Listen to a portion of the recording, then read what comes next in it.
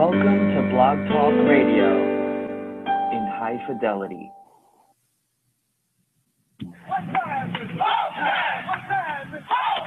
Broadcasting from Cincinnati, you're listening to the Ringside Reporter Podcast. All the news from the world of boxing right here. Well, I'm talking to you the way I want to talk to you. Now, here's your host, Eric Lorda.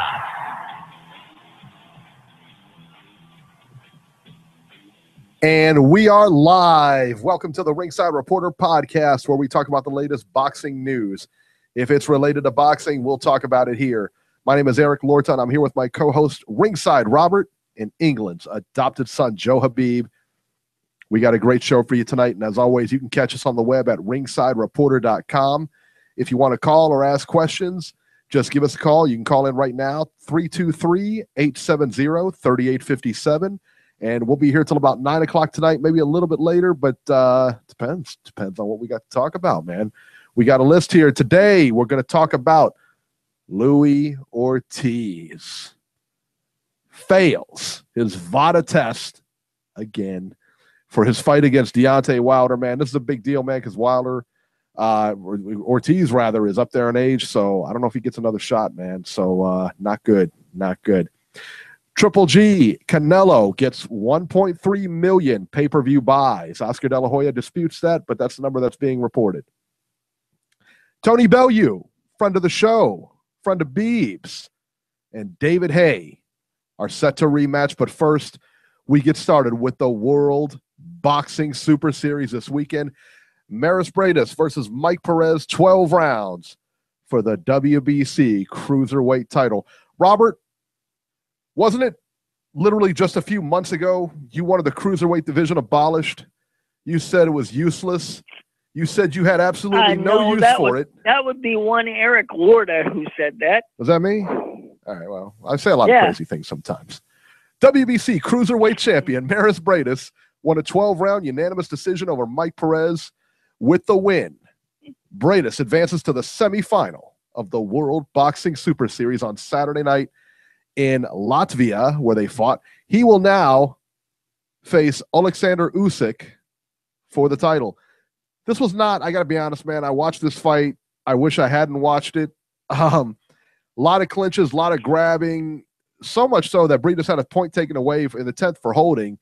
Final scores were 116-110, 115-111, 114-112, all for Briedis. Beeb, I know you watched this fight. Were you as excited about the fight as I was? I try to give fighters the benefit of the doubt, and I try not to be too critical of fighters because, styles very, very, how do I put this? There's a lot of fighters with various styles in the sport, and if you're a fan of the sport, you should try to appreciate all styles, but this fight, man. Yesterday I tried. Not a lot of punches were thrown. There was a lot of holding. I thought Briedis would land a shot here and there, but I thought Perez, would come in, smother his work, and it was just painful to watch Perez because I've seen Perez so many times before, and a good in and out type boxer. He's good on his feet, has a great jab, and has a sneaky left hand, but he just could not get anything going last night. And Briedis really didn't do much either. I mean, he barely nicked each and every round. He would land a big, right hand there, big uppercut here and there, but it was very sparse. The work was just very inconsistent. Say that he did just that much more to nick the rounds, and obviously that's why he got the decision. When in the fight 117, 111 on my card, I thought it was just a wide type of fight. The referee was a little shaky, taking points away real quick, as I thought. But with that being said, I just think that Briedis is going to get murked. I think Usyk's going to destroy him. Usyk is not going to allow him to just get away with not doing much. He's going to jump all over him like white on rice, and I think it's going to be a destruction. Usyk, I really do. is going to crush Briedis. That's not even a fight. Within 6 no, rounds, that fight's over, son. A foregone conclusion. Usyk might kill him. He might totally destroy him. Yeah, I've got Usyk winning the whole thing. Usyk is going to walk right through Briedis, man. That's not even a fight, son. I agree. Close. Yeah, if that same, and I don't know what you do. I mean, if you're Mairis Briedis, I don't know what you do to prepare for this monster in front of you. He's 23-0. Mairis is now 23-0, 18 knockouts. He's no pushover, man. But you're not getting past Usyk, man. That guy is. And Usyk, he's going to fight out of those clinches. He's not going to let you get away with trying to just. So strong. That guy is so strong. He's not going to allow that. Fighter, good technical fighter. Not a whole lot of weaknesses that we can see anyway, that I can see that have been exposed. I don't know, Beeb, you might have some more info on that than I do, but he looks pretty solid to me. Yeah, he's very versatile. You just might as well put Usyk's name on the title now. Wow, Robbie, you're so disrespectful. Yeah, I gotta agree with you, man. I gotta agree, man. Yeah, Usyk's gonna crush this guy, man. Where does Mike Perez go from here? Because he did not look good at all. Neither guy looked good. Perez looked well too. Where does he go from here? And what was it? Was it just Briedis' style? I mean, this because you mentioned that this isn't Mike Perez's game. Was it just a style clash? Or just bad style matchup? Or and what do you do again at the end of the day if you're Perez? Where do you go from here? Is this it? I mean, well, Perez was the smaller guy. He had a hard time establishing range and get in range. He was getting wrapped up like an octopus. He was basically, as Paulie Malignaggi likes to say, he was accepting the clinch. Clinches. You had the southpaw versus orthodox, and there was a headbutt that occurred, and that point being taken away immediately was ridiculous. So I don't know, apprehensive after getting that point taken away, that if he was more aggressive, that if he went forward, that maybe they would clash again and he would get another point taken away or possibly disqualified. Factored in, but with that being said, when you're inside, you got to fight out of those clinches. You just don't stand there and let the guy wrap you up. You got to try to break free of those clinches, and you got to make those deposits to the body when you're up close like that. And seemed like really out of it, really out of his element. Looked uncomfortable. I don't know if it was him being away from home, being on the guy's home turf. I'm sure that must have played a little bit into it. But you know that when you're fighting a guy on his home turf, any close rounds, he's going to get them. So you cannot leave it up to the judges. You can't leave anything on the table when you're in a guy's hometown. So he just looked like he was very lackluster, particularly as the fight wore on. He just looked uninspired. Looked like, hey, I'm just going to do enough to win. I'm not going to do anything more, anything less. I'm just going to do what I got to do to nick these rounds. And, he was happy doing what he was doing too. And unfortunately, that just made for a very uneventful fight. That's the thing too. I mean, it didn't look like Briedis went above and beyond exactly. No. And it's like you said, I mean, that's a perfect interpretation of the fight. Mike Perez just looked blah in there. And if you can't get yourself up for a world title fight, what are you doing at this level? What are you doing here? Where do you go from here? So yeah, unfortunately, not a good look for Perez. Briedis won. He'll have to pull something spectacular out of a hat to win his next fight against Usyk, man. That's going to be a tough one for him. But let's play devil's advocate here for a minute. Beeb, can he beat Usyk? What can he do that you saw this weekend coming up against a guy like Usyk? Can he win that fight, number one? Is that a winnable fight for him? Does he have the style matchup to beat this guy? And can he alter his style? Well, the thing about Usyk is he never stops moving his hands. And he fights a very high-pressure type style. And he can crack with either hand, too. So I just don't see him being able to slow down the pace that Usyk's going to bring. He's going to bring a very high pace, a lot of aggression and a lot of pressure to the fight. And I don't see Briedis being able to slow him down because, as you said, and I agree 100%, Usyk's a beast. He's a physically strong guy. He's pretty quick with his hands, pretty quick with his feet. He's just an all-around good athlete that knows how to fight. He knows how to fight. He can really put the shots together and mix up the attack, and he will go to the body. So if you're going to try and grab him, then he's going to get low, and he's going to dig them shots downstairs. He's not going to allow this fight to be fought on Briedis' terms. And I think that's going to be the big issue here. Briedis is going to look to slow the pace down, and I just don't think he has the strength to be able to do that, particularly up close. I don't think he's going to be able to hold Usyk like he was able to hold Perez, because Perez is a small guy. Even at cruiserweight, Perez is just a small guy. He doesn't have a huge frame. He's not a tall guy. He's not a long guy.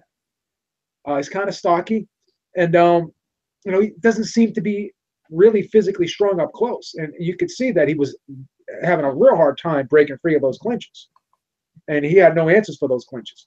So this is a whole different animal with Usyk. Usyk's a big, strong, powerful guy. Game plan is to try to wrap him up and slow the fight down and fight in spurts. Usyk's just not going to have that. He's not going to allow that to happen. So I don't know. He's going to have to be a very slick counterpuncher. He's going to have to time Usyk coming in, and he's going to have to pick and choose his spots well. And if he can grab him, what he's going to have to do is grab him and then maybe kind of turn him a little bit and kind of walk him back, try to knock him off balance. But even then, I don't think he's going to be able to do that. But he's going to have to be the counterpuncher. He's going to have to time Usyk and use his aggression against him, because he does have a pretty good sneaky right-hand counter that he did land pretty well against Perez. But, can he time that against Usyk, and will he be able to stop him in his tracks too by doing so? I don't know. It's going to be very tough. I sound pessimistic, but I just don't see it happening. It's been my experience anyway that, like, in order to stop an aggressive fighter, in order to slow down a guy that punches a lot, in order to slow an active fighter down, you have to have good defense. Good defense slows that down. Good defense really stops good offense. Good defense will slow an aggressive fighter down. He'll have to start picking his shots, because before he knows it, he's wasting energy on those shots. Briedis doesn't have that. And I think that's ultimately, with the power puncher, with like Usyk, a technical boxer like Usyk, he's going to have a lot of problems. And I honestly, man, I think Briedis can fight above his head in that fight, and he still gets kicked. Yeah. If your first, second, and last line of defense is to clinch, then it's gonna be a long night for you, because that's all I saw. I didn't see any head movement. No, I didn't see any. I didn't see a lot of stepping around shots and stuff like that. I didn't see any, dipping and ducking. I didn't see any of that. I just saw a guy who hung on for dear life as soon as he could, and he was looking to slow this fight down to a snail's pace, and he was able to do that. Yeah, well, he was able to do it against Perez. Yeah, and because Perez looked confused in there at times, But yeah, against Usyk, Usyk's too schooled for that, man. He's gonna, and from a training standpoint, I don't even know what you tell him. I don't. I wish I did. I don't. And again, the point was taken away. Where the fights come from, Yeah, exactly. And again, that point was taken away early. And again, I hate to suspect, but who knows if that played a factor in Perez's strategy, if that was in the back of his head, that, hey, this guy can take another point away. He can disqualify me. I don't know if that had anything to do with it. It's possible. But even still, when you see the fight slipping away like that, and even in the championship round, you got to step on the gas. There's no question about it. Yeah. What do you think, before we move on to the next topic here, as far as the World Boxing Super Series goes, now that it's on TV, and we'll talk about that later on, they got a U.S. side TV deal on it. I've kind of enjoyed it. I like the tournament structure. I really do. I've always liked the Boxino and everything like that. And I like it. And I think they got good matchups. And even though I think this is going to be the Briedis Usyk fight is going to be a one-sided, I'm looking forward to that fight. I can't wait for that fight. What do you guys think of the series overall? I think in theory it's great. it's interesting when you can grab so many of the top fighters in the division and just pair them up against each other, and basically they're forced to fight each other, just like the Super Six. This is the way to really clean out a division. This is a way to establish who is the man in the division, and because of those two things, I think this thing is great. And you know, you have Usyk in there, who's arguably the best fighter in the division. It would be nice to see if we could have like a Tabiti in there. That would have been nice to get him in there. But other than that, I mean, I think arguably we could say this guy Usyk is a force. And if he's able to wrap this whole thing up, then he's going to be the man at 200 pounds. There's no question about that. And I think he does. I picked him. I picked him and Eubank to win everything. So I think he is, man. I really do. I think he's the goods. All right, let's move along here. Gary Spike O'Sullivan defeated Nick Quigley via 4th round TKO. Gary O'Sullivan looked pretty good in this fight. He came out fast and just pretty much blew out Nick Quigley. Paul Butler versus Stuart Hall. Butler wins by unanimous decision. Beeb, what did you think of Butler's performance here? You know, Butler, he looked like a master class boxer in there against Stuart Hall. Stuart Hall's got a lot of miles on him. The first fight between these two guys was close. Stuart Hall was able to apply a lot of pressure. But the thing is this, going back to an analogy and an example that I like to use, a comparison I like to make a lot when I compare boxing to basketball. You know, going back to that old adage that I used, you have your set shooters and you have your guys that can stop and pop. This was the classic case of that. You had a guy in Butler who was able to move very well, but he was also able to stop, set his feet, and punch. And you know, he's in phenomenal shape because he was moving a lot in this fight, and it wasn't like he was running. It was all strategic movement. He was fighting very well up the back, but he was taking a step, half step back here, half step back there. But he never allowed himself to get trapped on the ropes very long. And, you know, even when Hall would land a big right hand here or there, you know, he was answering right back. Butler was answering right back. So I think he was consistent. I think he kept punching, kept moving his hands. And, you know, he was the crisper, fresher, younger guy, a guy with more skill, more athletic ability. But you also had the guy in Hall, who was a big, strong guy at the weight class, really puts on a lot of pressure. And a lot of fighters can't stand up to pressure like that. But you got to give credit to Butler because he was able to stay the course. He never got rattled. He never got worn down. He never got tired in this fight. And he never let of being under attack like that, you know, full force, full throttle, get to him. He stuck to the game plan throughout. And because of that, you know, you got to give him credit for that. He's just a slick, smooth, crafty guy, in and out, going to the body. He did everything in this fight. He left no stone unturned in this fight. And, you know, every time he got hit, he would come right back with shots. Not a huge puncher, but he was still, you know, landing body shots enough where you could see Hall slowing down in points. And as the fight wore on, you know, I thought Hall came back like in the 11th a little bit, but you know, he wasn't able to you know, Butler just did not let this guy get back in the fight. So this was a really good performance. This was a little bit of everything from Butler. He was fighting off the back, but he was moving forward. You know, combinations upstairs, combinations downstairs, counter punching. It was just hard. It was, you know, it was just hard for Hall to get anything going because Butler just wouldn't let it happen. Just wouldn't let it happen. He just could not gain any traction in this fight because of how sharp Butler was. I thought this was a very, very entertaining fight because you had at least Hall was pressing the action. He kept trying, and you know, in spots he would land a big shot here or there. I think if you were very generous, you could probably give Hall like 3 rounds, but I actually scored this fight 119-109. I thought, you know, it was very one-sided. But with that being said, the rounds were still entertaining because you had 2 guys throwing punches. You had 2 guys who wanted to fight. So it wasn't like one guy was just running. It wasn't like another guy was just moving forward, not throwing punches. I think both guys brought their A game and they fought to the best of their ability. But at the end of the day, you had one guy who was just more skilled, just faster, and just all around a better fighter. and more closer to his prime than another guy who just had a lot of will, a lot of determination, but he just didn't have the talent to back it up. That's the thing, man. Hall trying to win, but just didn't have it, man. You know, you like those fights where one guy, they're both trying to win, but one guy is definitely just better fighter. You know, sometimes you got that. Absolutely. O'Hara Davies defeats Tom Farrell by TKO in the 6th round. O'Hara Davies, I think was it the first round he knocked him down, and then the 6th round he knocked him down. It was just a kind of complete run over. Run over. And that was the action this weekend. Let's talk about the upcoming fights here. October 6th from LA on Robert's favorite station, Estrella TV. Christian Gonzalez versus Gamaliel Diaz, 8 rounds lightweights.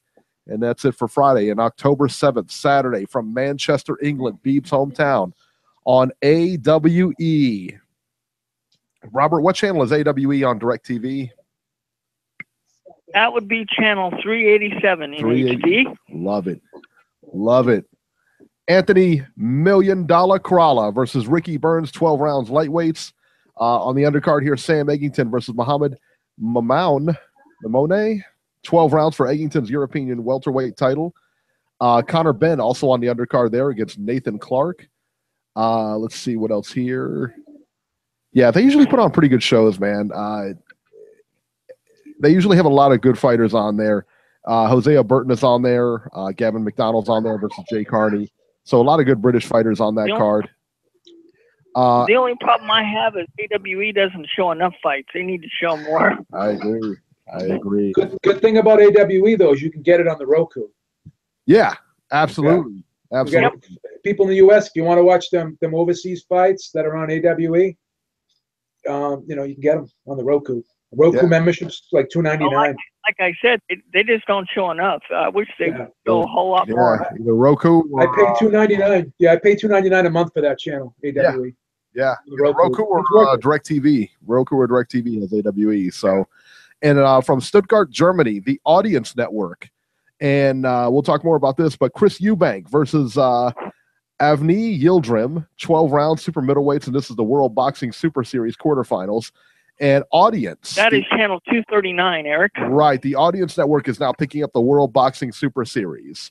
All right. So on DirecTV, and we'll give you the channel guide and everything like that toward later on in the show.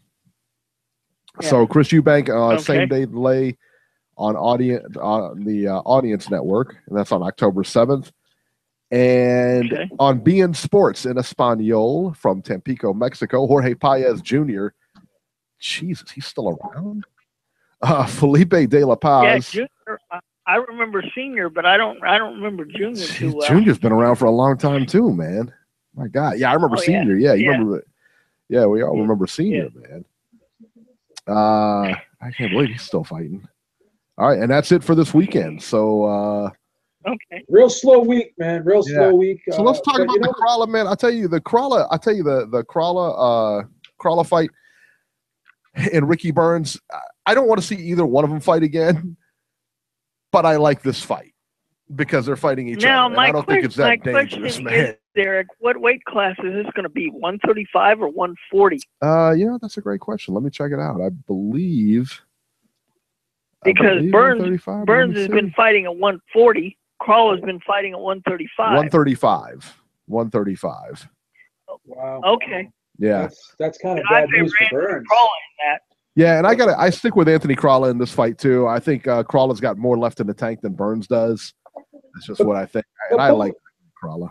This is a prime example, and I talk about this a lot, where both guys are kind of going in the same direction in their careers, not at the top of their games, kind of on the downside. But it's another situation. We have two guys who are pretty much on the same level right now.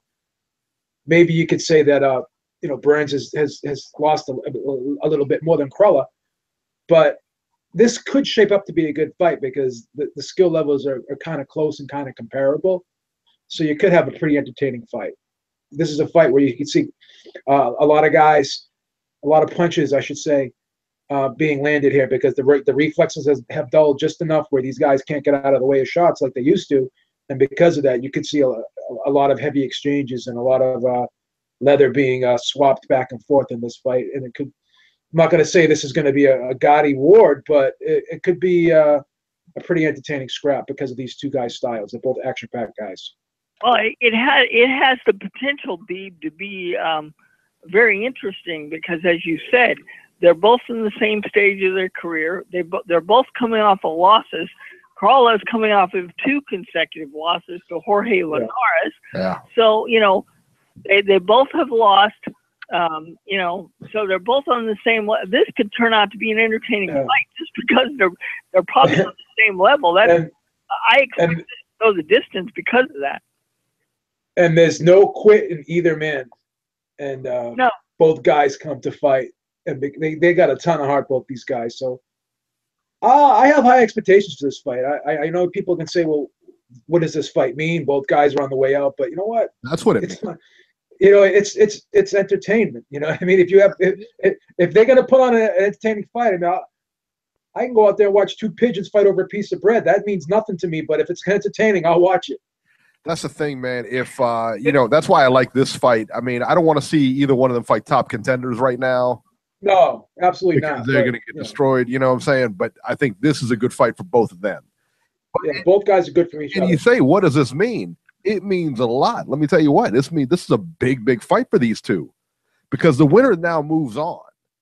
The loser, not so much. The winner of this fight, maybe, they may be getting another title shot soon. They're back in contention. Yeah. They're back. Both guys got one foot out the door. Both guys got one foot out the door. Let's see who can shove the other guy all the way up. Absolutely. Absolutely. It was a big fight, man. It was loser leave town. It's like the old wrestling. Remember loser leave town match? Yep. Tonight quit match. Tonight quit match, baby. And the winner of this fight gets to fight somebody that basically says, okay, son, your career's over, and I'm here to show you that. That's it. That's what this means. That's it. And both these guys are tough guys, man. These are tough fighters. Yeah.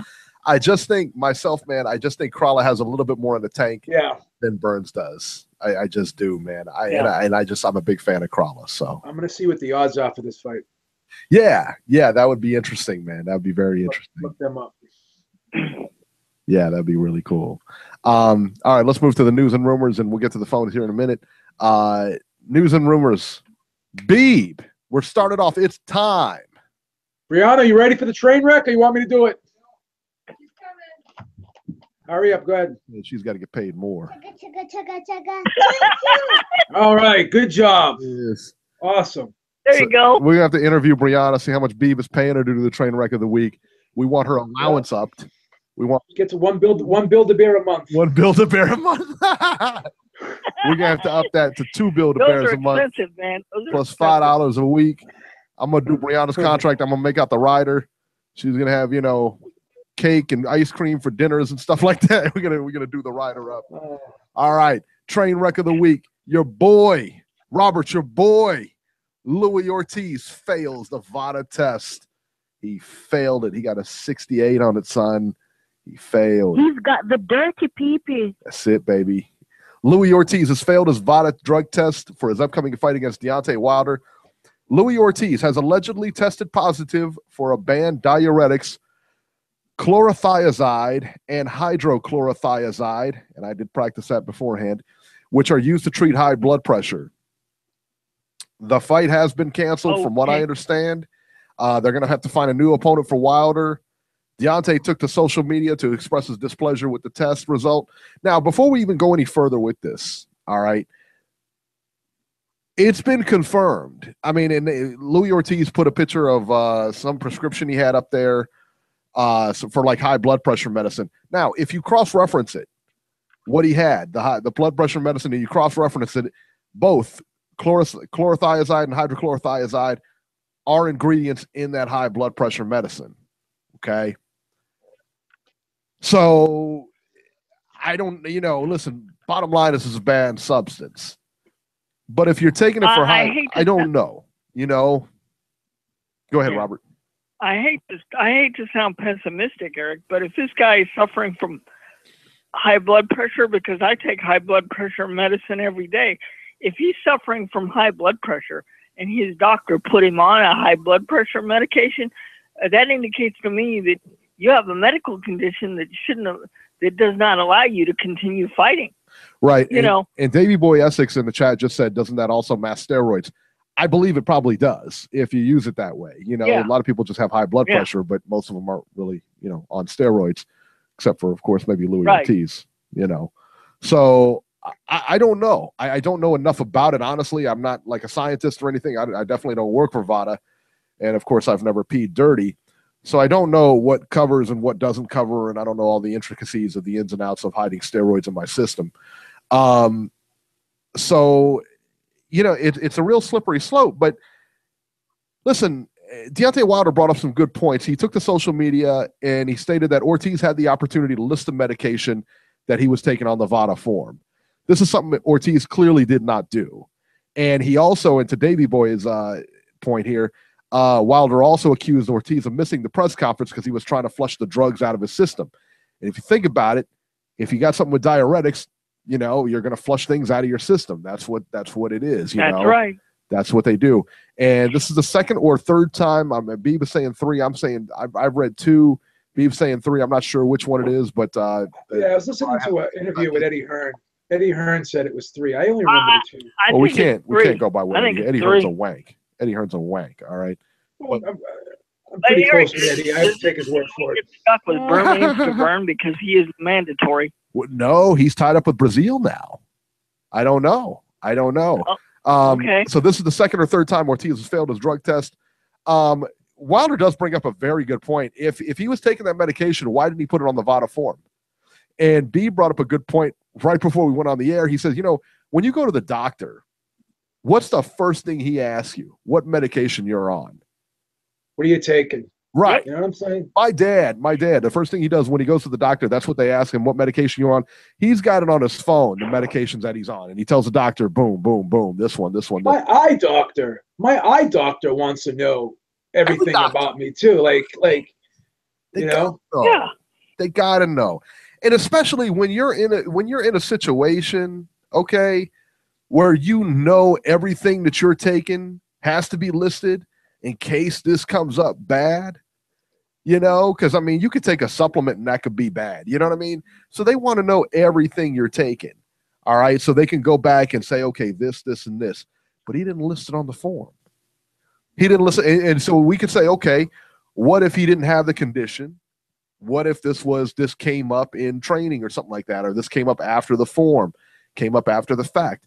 Okay, Beeb, if you're in competition and you know you're being drug tested, when you get a new, you know, a new drug in your system, you know, for high blood pressure, for whatever, aren't you going to go and tell VADA and say, hey, wait a minute, hey, guys, I just went to the doctor. Like that day, as soon as I get out of the doctor with the script, I'm calling them up. Hey, listen, man, this is, you know, boom, this is what I'm taking. You know, doesn't that sound logical to you guys? It does. And the same thing happened to Manny Pacquiao when he was filling out his medical questionnaire. And he didn't write down that he was taking, you know, he had a bad shoulder. He had injured shoulder. So, you know, these guys have to follow protocol. You and I follow protocol when we go to the doctors. We don't, I mean, if you don't tell the truth, it's only going to come back to haunt you. And not only that, this guy knows because of his past that he is under so much scrutiny. And I'm sure VADA is going to go that extra mile with guys that have already had a checkered past and have tested positive previously. So he must know. And if he doesn't know, then, you know, shame on him. I'm not going to sit there and insult the guy, call the guy names, but let's be real about this. This was kind of stupid. It was very stupid. This was kind of stupid. There's no way to sugarcoat this. This was a huge fight for him. And all these people sitting there saying things about Deontay Wilder. Listen, I've been a huge Deontay Wilder critic over the years. I've always liked the guy. I always respected the guy. Sure, we all have, yeah. Very, very good personality, very entertaining style. But we all wanted to see him step up. Now, all that goes out the window, the past of you know, having that questionable resume.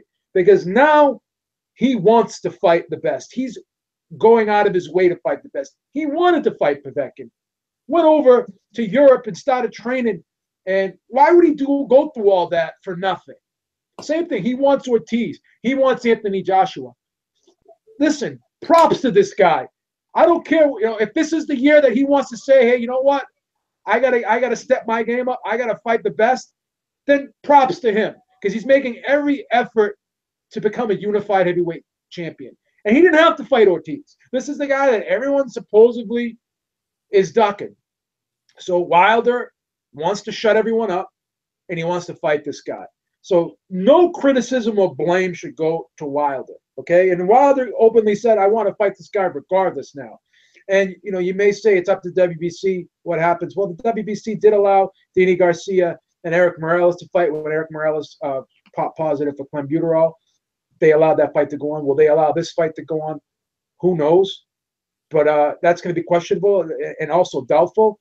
But, if they do allow this fight to go on, then props to Wilder again because he's going above and beyond and making every bit of effort to fight the best now.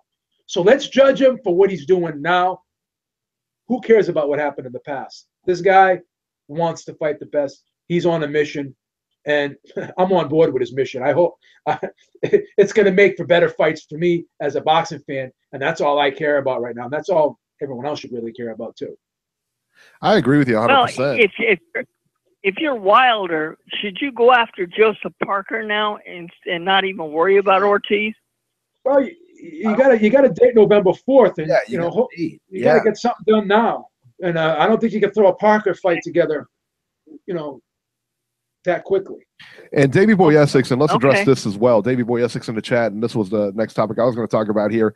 If the fight goes on, what's the point of having VADA? I 100% agree. This fight should happen. That's a very valid point, Davey. I mean, that's a very valid point. But again, we've seen fighters. What was the other fight that took place there? The Salido fight. Right. The guy with the tainted meat in Francisco Mexico. Vargas. Yeah. Remember that? Right. Francisco Vargas and Orlando Salido. Who's Vargas? These guys? Why are we? Vargas popped positive. That fight went on. So listen, this is if I'm Lou DiBella, this fight ain't happening. Well, that's the thing. I mean, but this will not go without precedent if it does happen because there were two other instances where guys pop positive for clenbuterol and the fights happened. Right. This isn't clenbuterol though. This is a bigger deal. No. Well, clenbuterol is no joke either. I mean, that's a fat burner. That's kind of a stimulant too. That can help enhance performance a little bit too, believe it or not. Yeah.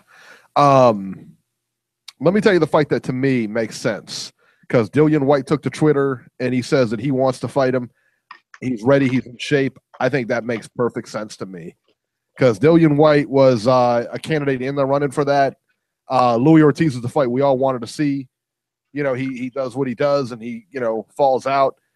I'd like to see Dillian White in there with Deontay Wilder. I think that's an amazing fight right there. Absolutely. And then what does this do to Luis Ortiz now? Because, again, I believe this fight will not come off. I don't know how a commission could sanction it. Listen, if he's not going to fight Povetkin, why are you going to fight Luis Ortiz? You know what I mean? So same things. I mean, to me, it's the same thing. There's a big suspicion of steroids here. Him trying to flush out a system or whatever they wanted to say. They think he's on steroids. Why fight him? Why not fight Povetkin? Send Ortiz over to Russia and he fights Povetkin. Well, that's right. Yeah, somebody legendary boxer in the chat just said that. Yeah, exactly. Yeah. So I think Dillian White makes the most sense. Whether that happens or not, I don't know, but I think that makes the most sense. But Luis Ortiz is what, 38 years old? Correct. This was his last shot. This is it. That's it. You blew it, son. That's it. You blew it big time. He's not getting another shot. That's it. It's over for him. It is over for him. I mean, he's done. Nobody's giving that guy a shot now. Anthony Joshua is certainly not giving him a shot. I mean, nobody's giving that guy a shot now. So what do you do? What do you do if you're him? It's a sad state right now, man. Absolutely. Let's go to the phone lines. Area code 706-706. You're live. What's going on, guys? Hey, what's happening, man? Jason, what is it? You're about Dillian White. I think, it's Jason. What's going on, man? Hey. What's going on, buddy? What's up, Beeb? What's up, Robbie Lampley? What's up, man? Robbie Lampley. Robbie Lampley.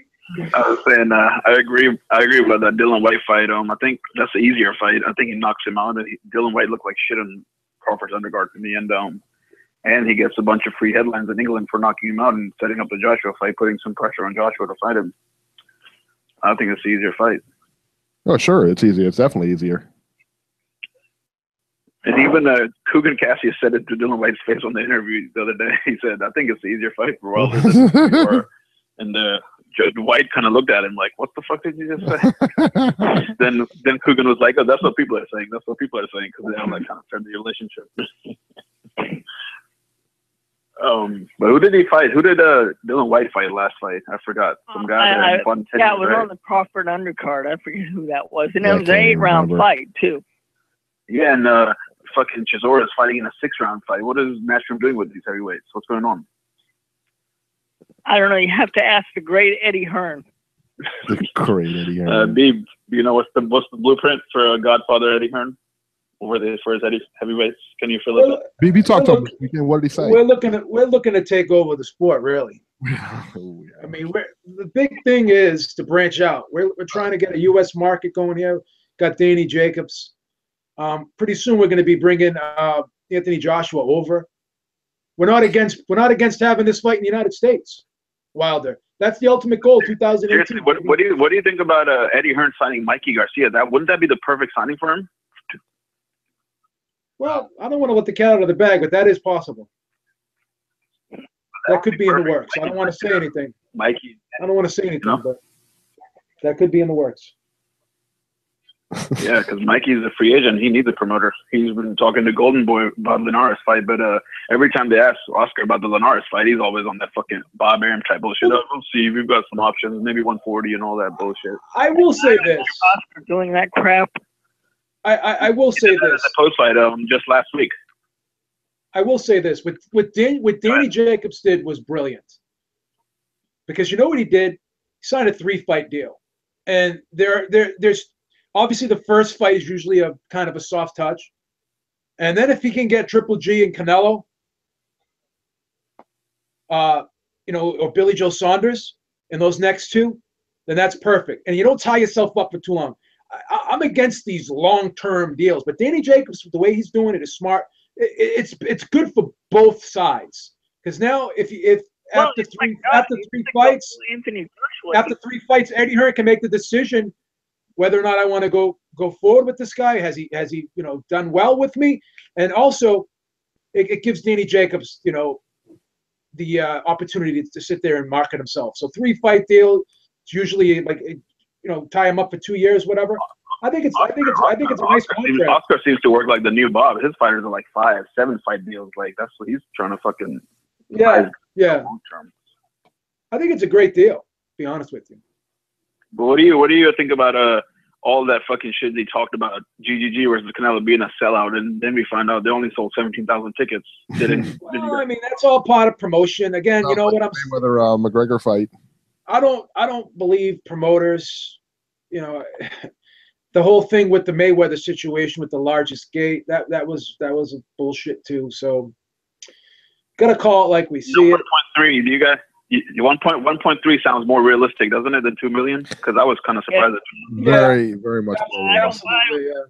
I don't buy the 2 million. I don't buy that at all. Yeah, I don't buy the 2 million. Mayweather Mosley numbers. Mayweather Cotto numbers. Yeah, absolutely. All right, I'll let you guys go. Yeah, thanks, guys. All right, man. Okay. Thanks. All right, man. Interesting tweet from Victor Conte here. From Victor Conte of Balco fame, and I'm not a big Victor Conte fan, to be honest with you. But he's got an interesting thing here. It says here, USADA had 4 positive tests in 2016, 2017. For Luis Ortiz BP meds. So the blood pressure meds that Luis Ortiz is on, they had 4 positives in 2016 and 2017. 3 of them were no fault. Okay, 3 of them were no fault. Okay, let me finish? That brings me back to my original point, Eric. Okay, but I didn't be finish. fighting if he's got high blood pressure. But again, I didn't finish here. They had 4 positive for 2016, 2017 for his blood pressure meds. 3 of them were no-fault public warnings, and 1 of them resulted in a 3-month suspension. Very interesting here. Very interesting. So, yeah, that's maybe the fight isn't off. Who knows? Yeah, and Gabe Montoya actually just came out with a tweet, too, saying that there's new circumstances coming out, new info coming out regarding Luis Ortiz's positive test. And, yeah, so interesting. I don't know. We'll see. We'll see where they land, and we'll see what happens here. In the meantime, let's go to 508. This is Georgie. Yep. What's happening, people? How you guys doing tonight? You'll be my new fool. Georgie, what's happening, man? Baby, that intro got to apply to every single boxing fan around the world, man, because we get full on weekly basis. What's going on here, Eric? What's up with this fake show? Ortiz again, huh? Ortiz again, man. Listen, we got to stop supporting these people. This man came out again once again. Came out positive. We got to throw it with the Julio Cesar Chavez Juniors of the world. We got to throw on that bunch and move along, baby. They kept blocking these good fights, bro. You know what I'm saying? We can be like, if they fuck up, that's it. There's so many people on the line that why we got to even, you know what I'm saying, try to, like, talk about these people, give any type of exposure, which is like, just move along. You know, and I can't wait for you guys to start talking about the Rigo and Dow stuff, but that will be, I think that's the best fight of the year. Yeah. Rigo Loma. Don't wait for that. Yeah, that's going to be a good one. That is a good one for sure. Yeah, I can't wait for that one.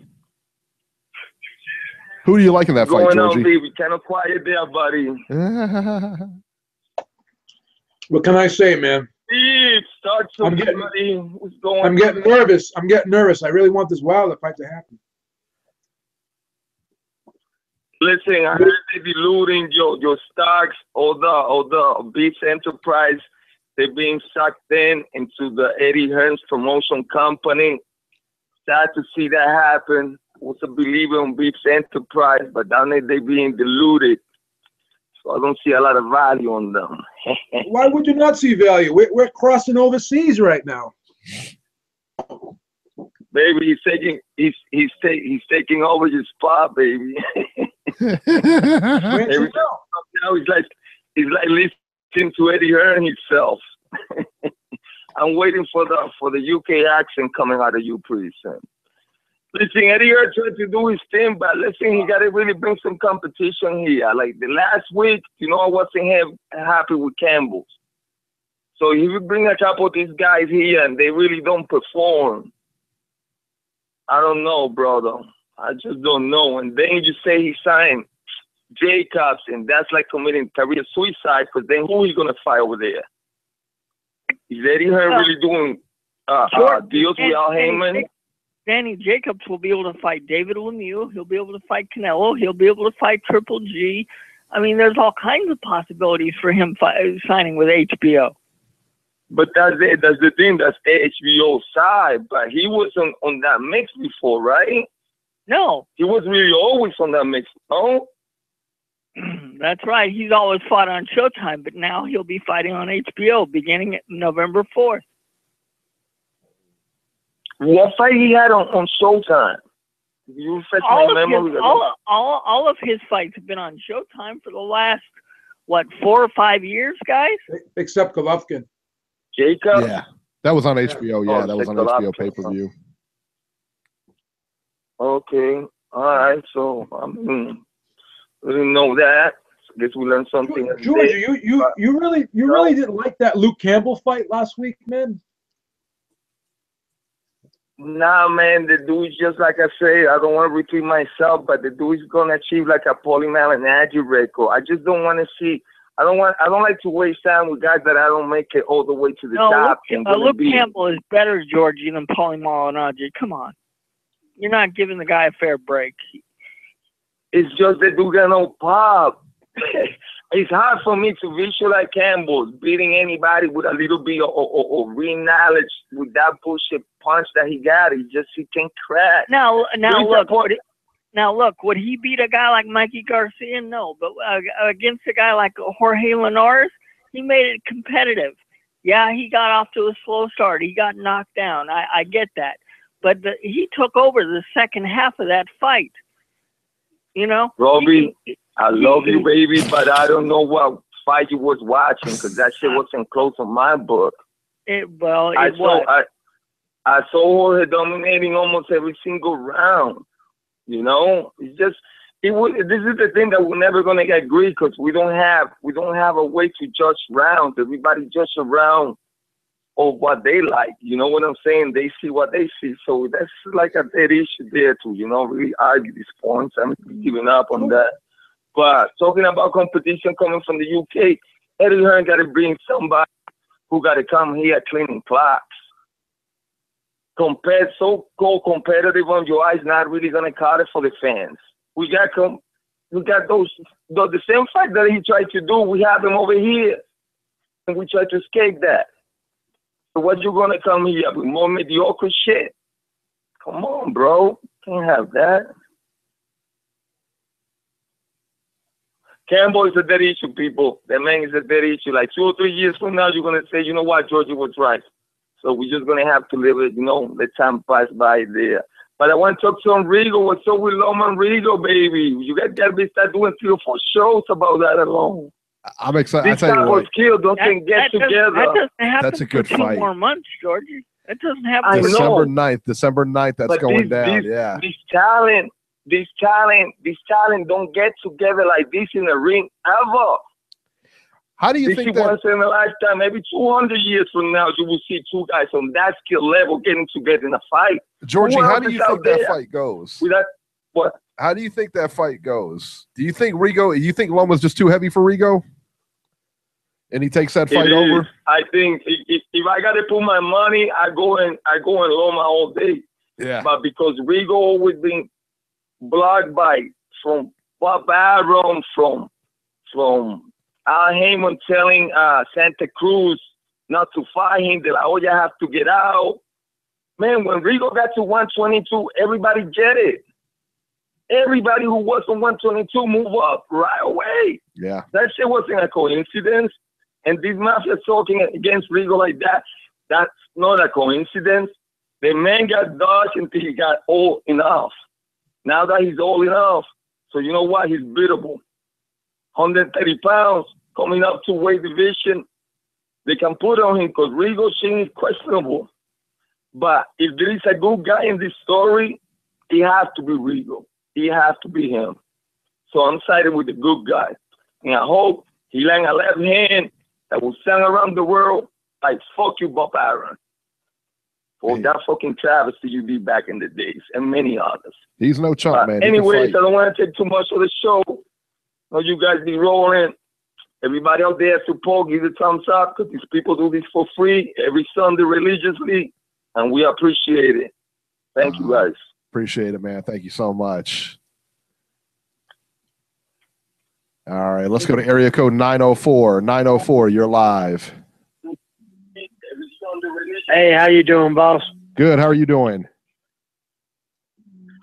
Not too bad, not too bad. I'm just now logging on. What's the conversation or topic right now? We're talking about Wilder and Ortiz. Ortiz failed in his drug test. Okay. Yeah, you can talk any boxing you want. As long as it's boxing, we're good. Hey, I'm a heavyweight boxer myself, just turned professional, so that sounds just about right. Awesome. What's your name? Who are we talking to? Let me ask y'all a question. Who are we talking to? What's your name? My name is Sam Fuller out of Jacksonville, Florida. Awesome. Oh, okay. All right. Who do y'all think wins, Deontay Wilder or Dillian Whyte? I think it's a good fight. I think that's a good fight. Yeah, I think that I'll tell you what, Wilder should win. Whyte could win, and because Whyte has got a big punch, man. They both got big shots. You know, I got to favor Wilder in it, but Dillian White is definitely a live dog there for sure. For sure. Beeb, how do you see that fight going if it goes down? I like Wilder big in that fight. Really? And I'll tell you why, because Dillian White's looked like he's been slowing down a little bit. And Dillian White's going to have a hard time dealing with Wilder's right hand from the outside. Dillian White has to get close. Yeah. He's a mid-range guy. He's pretty much a mid-range to up-close guy. He's not really great from the outside. His big punches are those hook, the looping shots, particularly that left hook. And he's going to have to gamble to get that left hook off. And Wilder, you can say what you want about Wilder, but he's really, really improved on, that jab, number one, and number two. He's really improved on gauging the distance and throwing that right hand with variety. Because you saw him in the Spielka fight, and he threw that. He really shortened up that shot, but was still able to generate a lot of power with shortening it up. Yeah. And he's able to throw uppercuts pretty well. He's improved offensively, but I still think he makes the same defensive mistakes. But he's the type of guy where his offense is his defense. So by him improving offensively, that just helps him out a little bit more on the defensive end, because if he's constantly keeping a guy at bay, then he can be a little lax defensively, which isn't to say that it's not always a good thing to tighten up your defense. But his offense thus far has been so good that people really haven't been able to expose him defensively. So I like Wilder big. I just can't see him not landing a big right hand and putting Dillian White out, just as Joshua was able to put a uppercut left hook combination to put him out. So yeah, I think White's gonna have a hard time closing the distance.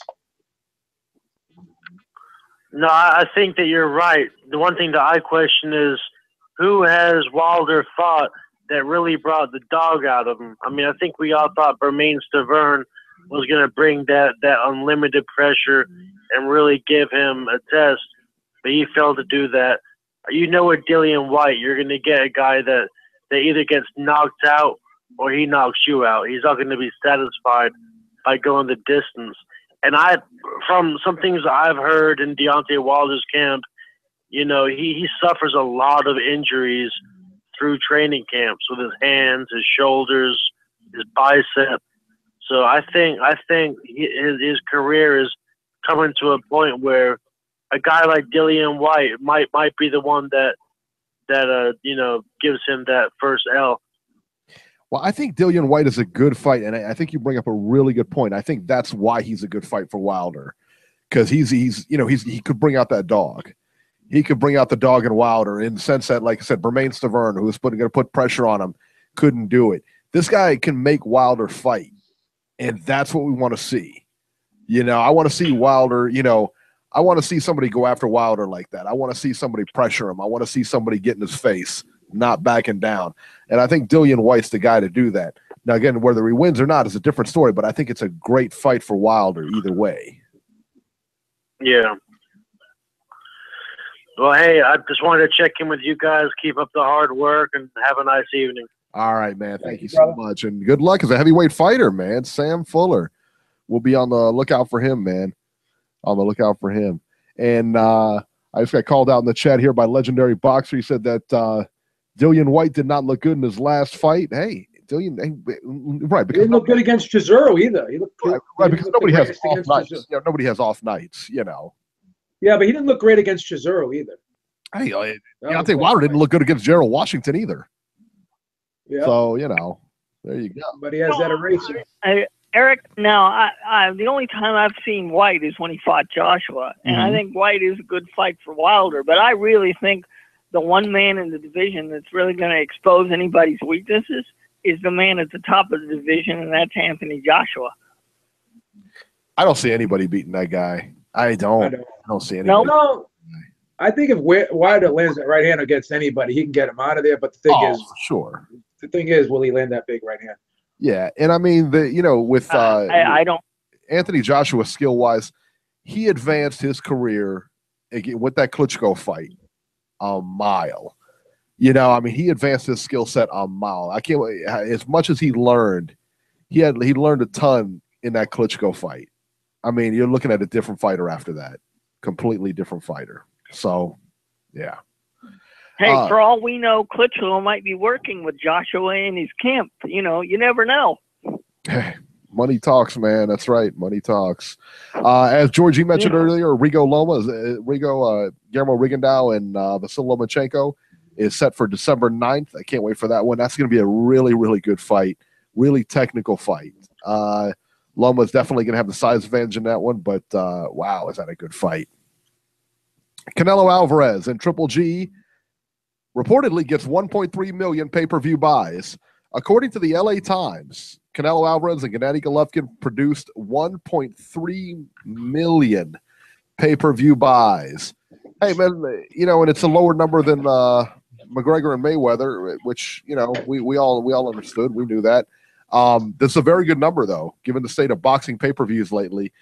This is definitely good enough to establish Canelo Alvarez as the new king of pay-per-views. Golden Boy has come out. They put out a press release and everything and said that is not the true number.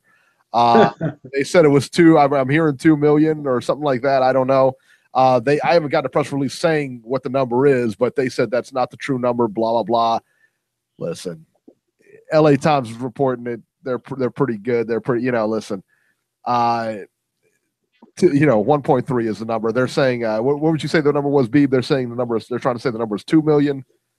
Jason was telling me that they were claiming it was 2 million. I don't know. That's what he said. I don't know. I didn't hear it from anyone. And I didn't hear a number from Golden Boy either. Look, guys, all you have to know is this. Oscar De La Hoya has his Golden Boy offices where? Los Angeles, California. Right. The LA Times. Where is it located? Los Angeles, California. If Lance Pugmire, who's their boxing writer, got the number 1.3, he probably got it directly from somebody at Golden Boy. So I don't know what Oscar's trying to pull here. You know, they got it right out of Golden Boy too, you know. Interesting news this weekend, man, coming from Tom Loeffler and the boys over there at K2. Superfly 2, they're trying to put together a Superfly 2. Eddie Hearn may be involved too, because what I'm hearing is Chocolatito is actually going to continue his career. He's not done. He's going to fight again. The opponent being named is Kalya Fai. Beeb, what do you think about that one? Oh my God. Interesting. But the thing is this. Fight, huh? Yeah, it's a good fight, but I don't know. Beeb. I don't know about Gonzalez right now. I'm not so sure it's smart for him to continue. Yeah, but Kalya Fai is, I don't know, he's not so Rung Fasai, put it that way. Yeah, but no, but from what I've heard about Kalya Fai, Eric, it looks like Roman Gonzalez may be repeating history. Wow. I don't know. Kalya Fai a lot. I fight a couple of times, man. I like him. I just didn't see the fire in Gonzalez's eyes last fight. No. And once that's gone. Hey, what I'm hearing, that's supposed to take place in February. Yeah. And then they're talking about, you know, and I heard rumors about the undercard. They talked about the Inoue versus Quadras. I don't know if any of that has been set yet. Of course, that's just a real loose rumor. So if he does beat a fight and he becomes champion again, will he ever unify with Rungazai, or is he going to just say I'm happy with being the second best? I was going to say I don't think. I'm happy with being what's the sense of going on if you can only attain second or even third best if he's not going to fight anyone else? I think it depends on where he's at in his career. Rungvisai is probably going to be on that card too, fighting his mandatory. Yeah, and I heard it might have been Estrada or something like they were going to try to put the Estrada fight together. Again, that's a very, very loose rumor. Those last two fights are very, very loose. Well, Estrada is mandatory, so that makes sense. Yeah, so we'll see what happens there. But yeah, I thought Chocolatito and Kalya Fai, I thought that's a very, very interesting fight. So yeah, we'll see what happens. Sean Porter, go ahead. I'm sorry. Do you think that Gonzalez should continue? No, I don't. No, and I don't think Loeffler does either. No. I don't think that. I don't think anybody does. The fact that he got put away like that in 4 rounds. Wasn't it 4 rounds? It was something like that. Yeah. Yeah, and remember, he was knocked unconscious, guys. And what about Inoue? You still got Inoue up there too. Is he gonna? You know what I mean? You got You got some killers up there. You know, what do you? I mean, you know, but look, man, at the end of the day, it's in you. You know, we look at it and say, yeah, he's probably finished. Did he have a bad training camp? Did something happen? You know, his trainer. Yeah. I mean, there's a billion things out there. I remember Terry Norris said when he got knocked out to Simon Brown. Remember when Simon Brown took him apart that first time? Yeah. And it was like 4-round, like a 4-round demolition, man. Simon Brown rushed that guy. Yeah. And I said, man, after that fight, there ain't no way Terry Norris is coming back after that. And he come back, and one of my favorite fights is when that second Simon Brown fight. It was 12 rounds of just master boxing, man. I mean, boxes ears off. Unbelievable. And he said, I remember him saying in the lead into the fight, he said, if that was Terry Norris in the ring, he said, that would hurt me. He said, but that wasn't Terry Norris that night. He said, that wasn't me that night. He said, I wasn't there. You know, he said he showed up in Mexico, and, the guy in the ring that got knocked out was not Terry Norris. He said, that wasn't me. He said, what you're going to see, he said, you'll see me tonight, and then, you'll see me in the second fight. But can I say one? Can I just say one thing? Absolutely. That wasn't. Can Gonzalez say that wasn't me 2 nights in a row, or 2 fights in a row? I should say. Because it was two bad performances. No, I disagree. In fairness, though, I had him win in that first fight. Most people had him win in that first fight. Yeah, but he still was taking a lot of punishment, and he was still hurt. I had the first fight at Raw. It wasn't like he's a defensive wizard. I mean, and I think we all had him. I mean, Beeb, how did you have the first fight scored? I had him winning narrowly, but yeah, I had him winning too. I had him winning like 116-112. But I think he must have lost like 3 pints of blood in that fight. Well, he was also headbutted too. Yeah, and we also said, though, all of us said after this fight that after the first loss, we were questioning whether he should continue after that one. And even though you had him winning the first fight, you picked him to lose the second fight, and you must have saw something in the first fight that made you say, you know what, this guy's done. I don't want to say anything, but I think I was the only one that had Rungvisai winning that second. You were. I'm just saying, So you must have saw the writing on the wall because you picked Rungvisai to win the rematch. Rungvisai is so big. He's such a big fighter for his weight class. The one thing I noticed in that first fight is I remember looking at the guy next to me at press row, and I said, do you see how big that guy's legs are? Yeah. I mean, his legs look like tree trunk. I mean, they're huge. And what that equates to is punching power. Oh, yeah. The punching power comes from the lower half, not the upper half, Oh, yeah. And when I saw that, man, I said, man, this guy is huge. And as pressed as that guy was in that first fight, you saw Chocolatito, and you see him going downhill. I mean, you see him, he's not the same fighter as he was a couple of fights ago. And I never did like the way he looked at this weight class. I never did like the way he looked when he moved up. And then the big difference between him and Norris is Terry Norris could box. He was a quintessential boxer puncher. Right. Chocolatito can't box like Terry Norris. No way. He's always taken a lot of punishment in a lot of his fights. And at this point, you have to say to yourself, did he just hit the wall? Yeah. And my point is, my point about the Norris thing is, drawing that parallel with Norris is was that Chocolatito's moment? Was that Chocolatito's Simon Brown in the sense that, it wasn't him in that ring that night? Because if he comes back and he says that, he really believes that he can beat Rungvisai, that's a different story. If he doesn't believe he can beat Rungvisai, then there's no reason for you to go on. There's no reason for him to go forward. Do you think he can beat Rungvisai? No. I don't either. I don't think so. No. That guy took his soul that night. Well, look at you remember the Chiquita Carbajal fight? Yeah. You remember that one when Carbajal knocked him out in like 7 rounds, and Chiquita came back and won the next 2, and nobody had ever seen Chiquita box. Nobody had ever seen Chiquita box. We always saw him get in there and slug, and I didn't even know he was capable of what he put on with Carbajal in those last 2 fights. That's true. So who knows, man? I mean, who knows? It's a funny sport, but getting KO'd like that'll make you think, man. That's got to make you think, and that's got to make his handlers think. So hopefully he's got some good people in the corner that'll tell him, enough is enough. When it's time. I don't know. We'll see. Yeah, absolutely. Sean Porter versus Adrian Granados is set for November 4th on Showtime. This is interesting, man, because this is on the undercard of the Wilder undercard now. Who he's going to fight, we don't know, but it'll be at the Barclays Center, obviously. The fight's scheduled to be at 147. It's a welterweight fight, which definitely favors Porter over the smaller Granados. I like Granados a lot. This is going to be a tough. I mean, and this will be a fight, man, because both of those guys. You could put this fight in the phone booth. Both of these guys come forward. Both of these guys are going to sit there and bang. But I gotta favor Porter in this. I like Granados a lot. I really do. But because this is Porter's style too, because Porter's the heavier guy, I think that's going to be a big advantage for Porter. Any thoughts on this, guys? Style-wise, it shapes up to be an interesting fight. It shapes up to be an interesting fight style-wise, but even what Granados did against Adrian Broner, I thought that was a very close fight. But we also saw what Porter did to Adrian Broner. So this is very interesting.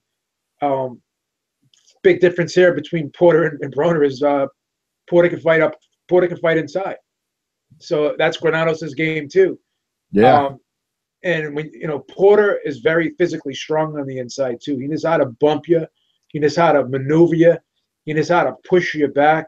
He dips that shoulder into your chest and knocks you off balance.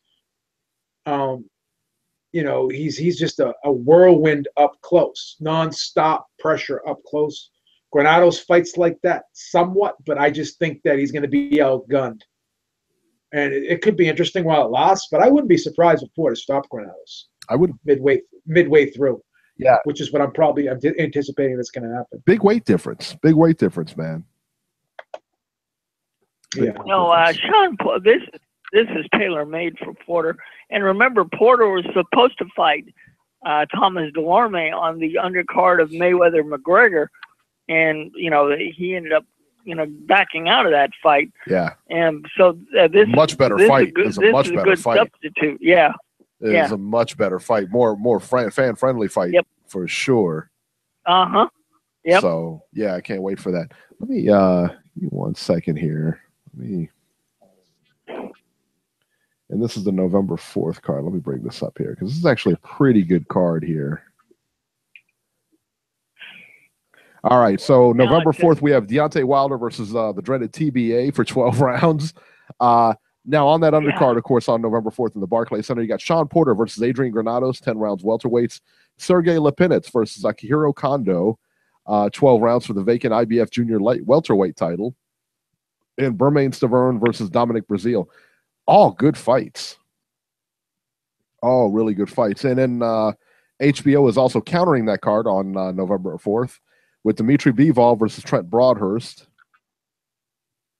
Jamie McDonough versus Laborio Solis, and Scott Quigg versus Oleg Yefimовich. The WBA featherweight eliminator. I don't know if they'll show that. That's also the night that Daniel Jacobs is supposed to fight somebody. Yeah, he'll be on that. They're going to drop Scott Quigg. They're not going to drop Scott Quigg. He'll be on the card, but Daniel Jacobs will be on there also. Is that the one? For Danny Jacobs? Yeah, that's the one. Okay. That's the one. Gotcha. Yeah. Yeah, so there you go. So two pretty good cards. I mean, the Showtime card's obviously a lot better, but yeah, there you go. All right. Well, the DVR will be working. Absolutely. Yeah, for sure. All right. As we mentioned earlier on the show, the World Boxing Super Series comes to TV stateside finally on the Audience Network, and Audience is available to DirecTV.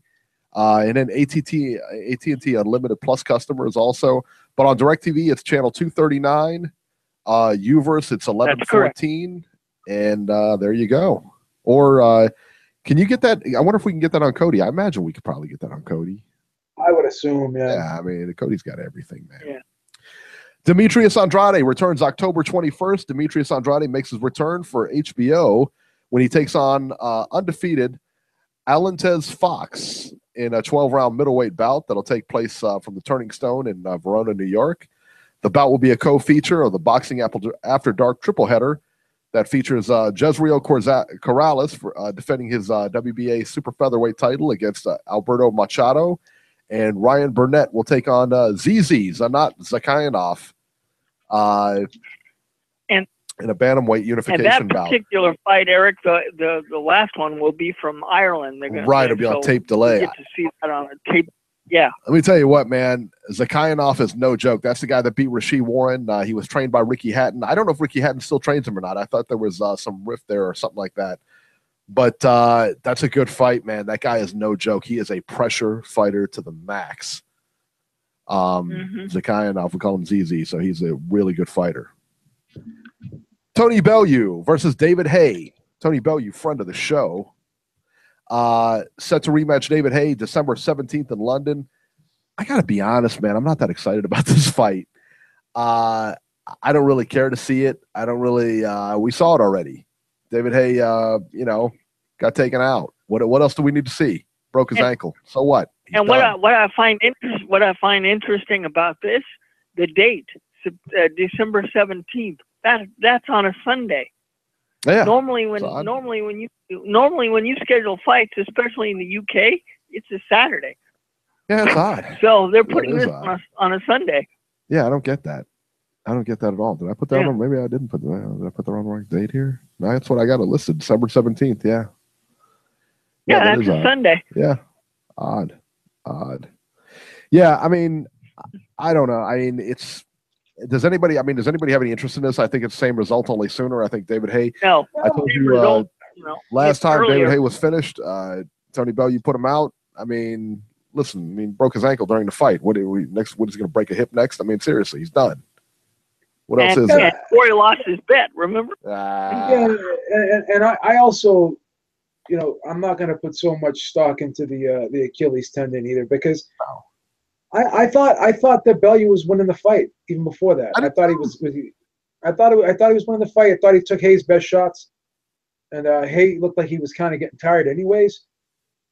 I don't think it was a fluke. No, I don't either. Man. I think gotta give credit to Bellew. Yeah, absolutely, man. And I picked Haye to win that fight too, and I was so very wrong in that one. I want to see Tony Bellew. If I had my druthers, man, I'd have Tony Bellew move up and fight Joseph Parker. That's what I was just about to say. Yeah, I don't see why that fight can't get better fight, much better fight for Tony Bellew. Tony Bellew's spinning his wheels here. Don't get me wrong. He's going to get paid pretty handsomely to fight David Haye, because David Haye is still a big draw. He's going to get paid for sure.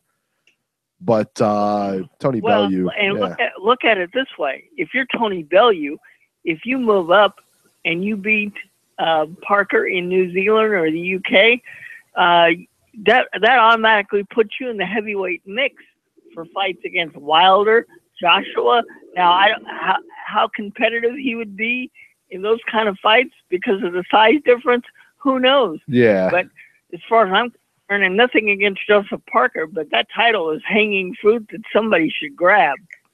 Yeah, I think so too. I think man, guys like Joshua, him and Joshua I know are really good friends, but like him and Wilder, I think Wilder may be a little bit too big for him, but Joseph Parker is right there for the taking, man, for sure. Yeah, he is. Tony Bellew, man, friend of the show. Put some respect on his name. All right. Conor McGregor versus Paulie Malignaggi. Conor McGregor and Paulie Malignaggi are escalating their trash talk on social media. Malignaggi is still bitter about the sparring session, calling him out. Apparently, McGregor's pretty tired of it. McGregor fired back and called out Paulie for a wheel fight, quote unquote, in the octagon. That's stay tuned a very for this. good idea. Right? Very good idea. Right. Beeb, speak on this for a minute. Does this have a chance of happening? I guess if McGregor Mayweather happened, I mean, I guess anything could happen. Not in the octagon, but definitely in a boxing ring. It does have a chance of happening. I think it. Why not in the octagon? Paulie wouldn't survive. I just can't see Paulie going in the fighting MMA rules. I just can't see it. No, he has no experience. He has zero experience. Eric, you're more the MMA guy here. Sure. Now Dana White told, basically said this is a one-time deal. Do you think? And McGregor said after the Mayweather fight that he was going to go back and defend his titles in the UFC. Do you think the people at the UFC would say, "Hey, I want to shut this guy up. would you let me go fight this guy? Do you think they would allow him to do that? Yeah, I do. I think Uncle Dana likes making money. You know, and I tell you what, that's a money fight. I mean, anytime you got and because everybody knows the backstory, Paulie Malignaggi can promote a fight. Everybody knows McGregor can. Can you imagine the build-up with that fight? My God. Imagine if that fight did more than go up than Triple G versus Canelo. 100% it would. Pay-per-view? Oh, yeah. This would be Conor McGregor and Malignaggi in a cage? Oh, God. Yeah, that's Paulie on pay-per-view. God help us. That's a huge fight on pay-per-view in the Octagon, man. Yeah, that crushes 1.3. Yeah, for sure that crushes 1.3. Yeah, but Malignaggi wouldn't have much of a chance. He really wouldn't. Once McGregor kicks him in the legs, that's it. Have you ever been kicked in the leg before? I mean, it's brutal. I mean, it hurts. Yeah. You know, not to mention if he gets dragged to the floor. Yeah, you have to make this in boxing rules, you know. Yeah, I mean, not to mention if Malignaggi just happens to go on the floor and get dragged to the floor, he's not going to know what to do. Yeah. I mean, McGregor choked out within 3 seconds if he goes.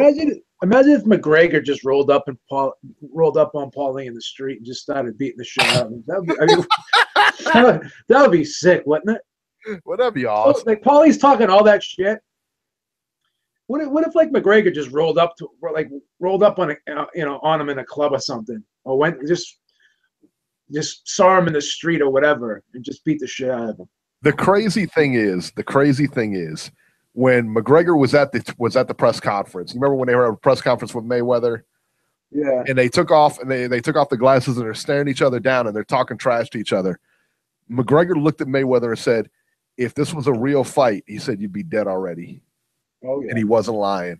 I mean, he's right. He's right, because he would have choked him. He would have. I mean, any number of things could have. He could have kicked him in the head and he choked him. I mean, it's done that quick. Unless you're trained for that stuff, there's no way he's getting in there. There's no way he can survive in there. There's none. And it takes. I mean, the stuff that they got to learn. I mean, from boxing to wrestling to jiu-jitsu to Muay Thai.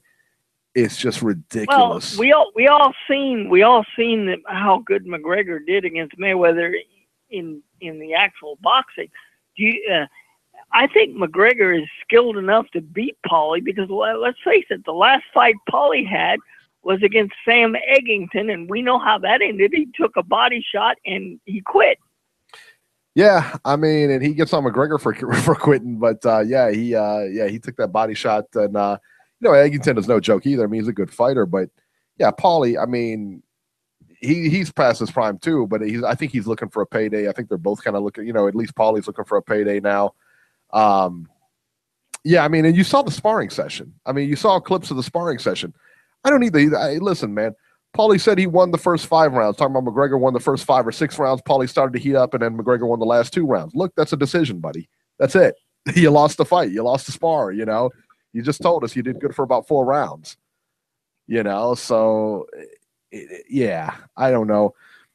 I think it would be interesting, and I don't count it out anymore. After the McGregor-Mayweather fight, I don't count anything out anymore, No, not at all. So there it is. It would be very interesting to see, but yeah, that fight would be over with in the first round. I wonder if Dana White would approve him going to another boxing match since he wants him to defend his titles in UFC. No, I don't think he would. I think that was a one-off. I really do think it was a one-off. I think that McGregor has got. They're trying to make McGregor Diaz, Nate Diaz 3, but right. I think they're having some issues with that. I don't know if it's on Nate's side. I don't think it's on McGregor's side. I think it's on Nate's side. I think the money and everything like that. But you think about it for a minute. How do you go? I mean, McGregor made I don't know how much money in that, over $100 million. They said in his last fight. How do you go back to the UFC and then negotiate terms? You know what I mean? I mean, really, how do you negotiate terms at that point? The guy's already made $100 million. I mean, what do? You kind of created a monster here. I don't know. It's going to be interesting, man. But yeah, so he just had a fight, so it'll be interesting to see where he turns up and when he turns up. So it'll be interesting. Mm-hmm. That'll do it for this edition of Ringside Reporter. As always, you can catch Robert on Twitter at Ringside Robert or call Ringside Robbie's Corner at 917-259-1810. Leave him a message. Catch Joe Habib on Twitter at jhabib1. And his YouTube channel is at beatingtheoddswithbeeb.com. I'm at Ringside 73, and we will catch you next week. Peace, guys.